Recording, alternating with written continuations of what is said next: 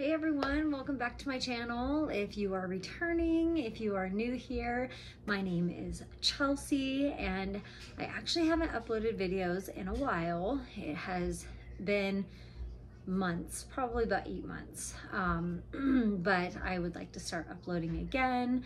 And so if you are new to my channel, go back and watch some of my other videos to kind of get an idea of what my channel is about.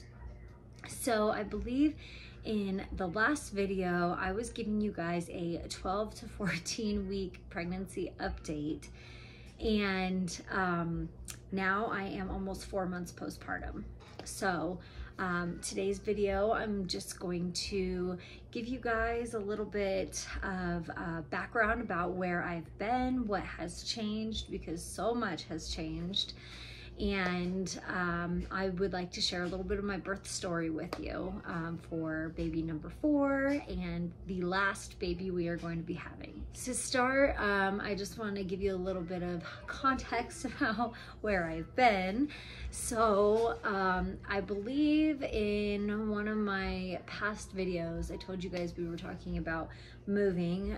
We were living in Southern Oregon and now we have relocated to Nevada. And this is where I am from and where most of my family is. And we came here to just be closer to family. My husband's parents are still back in Oregon and my dad and my stepmom are still back in Oregon. And so we have moved here.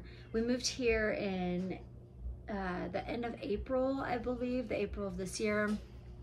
And this is not the first time we've moved here. This is actually the 3rd time we've moved here. And then 6 months later, we usually go back because we miss home. And we're kind of dealing with the same thing this time.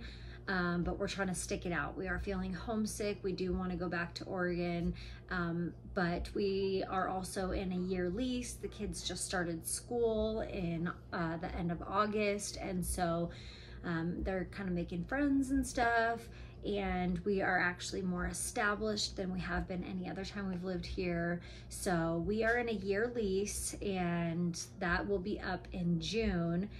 And so we're just gonna let the kids finish out their school year and, you know, finish out our lease, and then we're gonna kind of reevaluate and see if we wanna stay here a little while longer and try and make it work, or if we wanna go back to Oregon. So that's kind of where we're at with that. What are you doing? You're being silly. Now I wanna tell you guys a little bit about my birth story. So I believe in the other videos, motherhood, right? Okay, so where was I? So I don't think I had even shared with you guys the gender of our 4th baby. And so I will share that with you now. So we did have our 3rd girl. It ended up being a girl. And her name is Lila Grace. And she was born 1 month early, as was my oldest, James, and then my last daughter before this one, Olivia. She was born a month early as well. And you guys can actually go back and look at some of those videos where I was sharing with you when she was born and her NICU journey and all that. So little Miss Lila, she was born at 35 weeks and 1 day, I believe. She was born at 35 weeks. And so I was going in for a checkup with the doctor, just as usual, the normal checkup. And I didn't really feel like anything had been different. I was like contracting more, but I was also doing a lot. So when we first moved here, we moved in with my mom, and then a couple months later, we moved into our apartment. And so we had only lived in our apartment for 3 weeks before Lila was born. And so just with like moving and all that, and I didn't do a whole lot with the moving. Nobody was really letting me, which you know, for obvious reasons. But just like stress, and then just, you know, being a mom, I have 3 other kids at home. I don't get to like relax as much. And then I am also just prone to having early babies. So, I had been contracting and stuff, but nothing like out of the ordinary. It was just like the normal Braxton Hicks, and I just, yeah, no, nothing like different.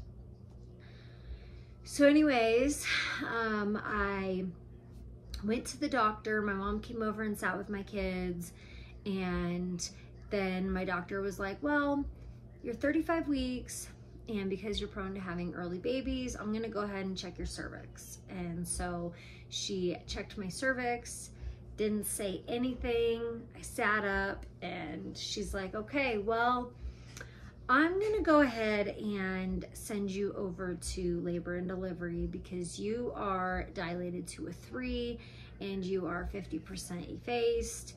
And just because, you know, you usually have early babies, I want you there for observation. And so I was like, oh wow, okay. And I just like totally didn't feel ready for this. We had my baby shower the weekend before, which was only like 2 days before this appointment. And so I just like, everything was in shambles at home. And I'm like, I'm not ready for this baby to come yet. I was really hoping she'd stay at least 2 more weeks. So I went over to labor and delivery for observation. And they decided, they had checked me like a few times while I was there, and they're like, no, you're still at a 3.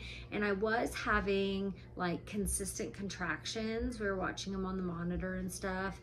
And some of them were kind of painful, but not labor, you know, painful. And so they had plans to release me the next morning. They wanted to keep me overnight, and then they were going to release me the next morning. And I had gotten a little bit of sleep, and then I woke up a few times to go to the bathroom. And every time I had gone up to go to the bathroom and then like come back, like my contractions would start increasing. But then when I got relaxed, like an hour or 2 later, they'd go away. And so I woke up the next morning about 5:30, and I went to the bathroom, and then my nurse had come in about 6-ish, 6:15-ish, and said that that they were going to have the on-call doctor come check me one more time before shift change, and then they were probably going to order a ultrasound just to see where baby was, and then most likely I would be released because I wasn't really progressing. And so I was like, okay. And then I laid back down, and the doctor never showed up. And it was about 7 o'clock, and my contractions were starting to increase like a lot, and I was feeling nauseous. And so I called the new nurse that was just coming in and asked her for something for nausea. And so she said, okay, I will go get that for you. And I woke up Josh because he was still sleeping, and I'm like, my contractions are like, they're like starting to be consistent again, and they're kind of hurting. And so he was like awake. She brought me that dose of Zofran, and she said, I'm gonna go over your chart because I just got here. I only know like a little bit, and then I'll be back. And I said, okay. So she gave me that dose of Zofran, and then she left the room. And I kid you not, as soon as she left the room, my contractions were back to back to back and getting really, really painful. And I was just in a triage room. I wasn't even like in a labor and delivery room. And so I called her back in, and I was telling her how bad my contractions were. She was seeing them on the monitor. and she checked me, and I was at like a 5.5, I believe. It was moving very quickly. I went from like a 3 to a 5, just like that. And then they barely got me into a labor and delivery room. And this all happened like within an hour. It felt a lot faster, but it all happened within like an hour. So I believe I had her at 8:15 in the morning. So shift change had just happened. I get my dose of Zofran, and bam, I'm in labor. And then they get me to a room, and like I was in so much pain at this point. And the on-call doctor, the new one, had showed up, and she decided to check me, and she's like, yep, you're right there, you're about a 9.5. And I have always had epidurals with all my deliveries, and I had just been joking around with my sisters because their last deliveries with their last kids, they didn't have time for an epidural. And I said, oh great, so it's my turn. And so when I was at a 9.5, all I could say was, oh great, because I didn't think that I was gonna get an epidural. And they're like, well, let me call the anesthesiologist, see where they're at. And he was in a C-section. And luckily that day they had a second one on shift. And so he got up there within 5-10 minutes maybe, and he got the epidural done, and I got it done just in time. I was so relieved because I am really scared about the thought of giving birth without an epidural. I know women do it all the time, but I am a baby with pain, and I was so scared. So anyways, I got the epidural, and then she was born not long after. So maybe I'm wrong. Maybe it was not 8:15. Maybe it was. I'll have to double check with my husband. It was all like such a blur to me, but I'm pretty sure it was 8:15. It was either 8:15 or 9:15, but I feel like it was closer to, well, I think I went into labor closer to shift change. I'm sorry, I'm like all over the place with my story, but you know how it can be. I got little Olivia over here spying on me. But anyways, she was 5 pounds 1 ounce when she was born, and I think she was about 17 inches long, which was very close to like what James was. James was my oldest, and he was also born at 35 weeks, but he was 4 pounds 13 ounces, 17.25 inches long. And so she was pretty close, and she was doing really, really good for a while with her oxygen. And then they brought her to the nursery to try and do a couple other things before they decided to send her to the NICU. And I ended up in postpartum about 2 hours later, and they brought her up to me and they said, unfortunately, Mom, we've got to bring her to the NICU. She's just not strong enough. We tried, and while I was under observation, they did give me that shot that's supposed to mature their lungs, and I was supposed to have a second one the next day, but I ended up having her instead. So I did get one of the shots to help mature her lungs a little bit before I actually had her, and it obviously wasn't enough. You need like 2 doses of it. And so she ended up in the NICU, but she was only in the NICU for 2 weeks. Olivia and James were in the NICU for 3.5 weeks. So she was our little overachiever. She was meeting all the goals when they needed to be met, and she just worked really, really hard. And it was a hard 2 weeks going back and forth to the hospital to go see her, but it was totally worth it. She is nice and healthy now, and she is almost 4 months. So tomorrow is Halloween, and so it'll be her first Halloween, and we're so happy to have her here for the holidays. I don't think that I said when my due date was with her. So I was due August 11th and I had her July 11th. I had her exactly 1 month before my due date.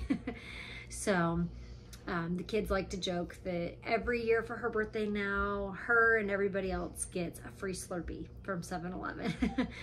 So anyways, I hope that all made sense. I feel like I'm talking kind of fast, but I've got the girls out in the living room. James and Avery are at school and I need to get lunch made and all that. But I figured now that things have settled a little bit and there's not all the chaos of pregnancy and moving and then just having the baby and adjusting, I figured now is probably a good time to get back to my videos. I really miss doing my videos, and I will go back to doing like shopping hauls and cleaning videos. So if there's anything else that you guys would like to see on this channel, along the lines of like motherhood, cooking, cleaning, decorating, you know, anything like that, go ahead and shoot me a comment. But I hope 8 months later I still have some people following me and watching my videos. So if you enjoyed this video and you felt like it was relatable, or you just enjoy hearing birth stories, go ahead and give this video a thumbs up, shoot me a comment down below, and I will see you guys in my next video. It'll probably be a clean with me video, or it'll be something along the lines of decorating with all the holidays coming up. So I can't wait to get back to filming for you guys. See you in the next one.